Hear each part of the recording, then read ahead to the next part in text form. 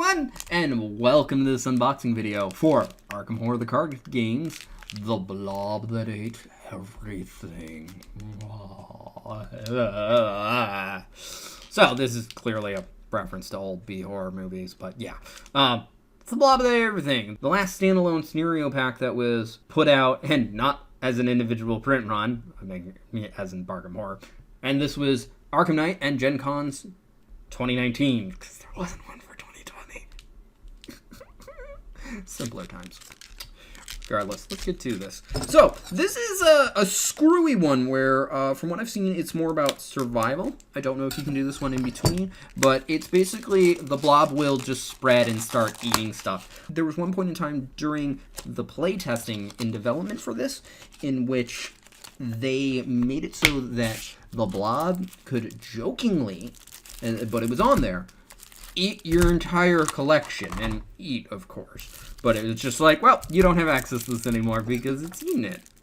And it was, so you draw 2 tokens from what I've heard, and it's based off a list of things, and it's a list of things based off those 2 tokens. The one where it ate your entire collection was specifically, you draw 2 auto fails. And they put that in as a joke because it wasn't possible. And then they remember Daisy's weakness. And it's like, oh, wait, it is.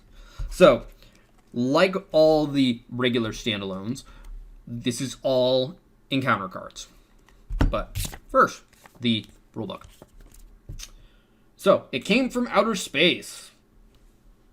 It's the first little thing. It's got its own little icon, like all of these. This is playable as an in-between for 2 XP. There's a time limit. I don't know if it's an actual time limit. Oh, yeah, it's an actual time limit of 3 hours. Devour, which is I believe the official wording for it eating things. Countermeasures, story cards, Blob X, subject 8L08, which I think is officially the blob. Huh, did this come with a larger version? That would be cool. That's what it has for the imagery in it. And it has an epic multiplayer mode. Like, this is intended to be as many players as you can get, is what I recall. Oh, and yeah, here's the whole list of things. Aspects of reality devoured. Like, the first one is literally the non-elite enemy nearest you. And a few down. +1 if you draw a +1 and then followed by a negative. Friendship. Until the end of the round, investigators cannot commit cards to each other's skill tests. So it eats not just things, but also concepts. And then there's a whole category for if you draw the auto-fail. I'm assuming which one you draw first doesn't matter. It's just either. The concept of the discard pile is if you draw the auto-fail on a +1. Until the end of the next Mythos phase, each card that would be placed in any investigator's discard pile is instead devoured. And yeah, they did not leave in the double auto-fail. One of the resolutions just has a bunch of redacted stuff to it. I'm not reading it, but that was just a quick glance. So, scenario cards, including some player cards. We've got the starting card, 3 agendas, 5 acts, 14 locations, many of which look like the same thing on the front. Some double-sided story-based cards, 4 of those. A encounter card ally, an encounter card asset, 1 enemy, or at least a copy of it, another encounter card asset, different from the first one, 3 of another enemy, same species though, 3 more of the same species, but each one is its own copy.